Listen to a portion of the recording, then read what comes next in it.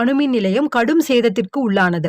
அந்த அணுமின் நிலையத்தில் வேலை செய்து கொண்டிருந்த டோக்கியோ மின் நிறுவனத்தின் பொறியாளர்கள் அதன் தாக்கத்திலிருந்து மீளவே இல்லை. அந்த மின் நிலையம் இன்னும் பல ஆண்டுகளுக்கு அப்படியேதான் இருக்கும்.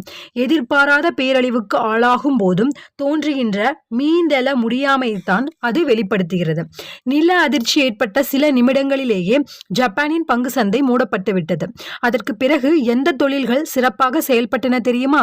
கட்டடங்களை கட்டிக் கொடுக்கும் பெரு நிறுவனங்களின் பங்குகள் 2011 தொடர்ந்து உயர்ந்து கொண்டே இருக்கின்றன.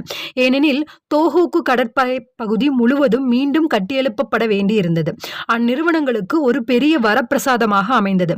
ஒரு பேரழிவின் காரணமாக அந்த ஜப்பானிய கட்டுமான நிறுவனங்கள் பெரும் பயனடைந்தன. மனமுடையாமையை அன்றாட வாழ்வில் எப்படி பயன்படுத்தலாம் என்பதை அடுத்த பாகத்தில் பார்ப்போம். பல மூலாதாரங்களை உருவாக்குங்கள். உங்களுடைய வேலையிலிருந்து கிடைக்கும் சம்பளத்தை மட்டும்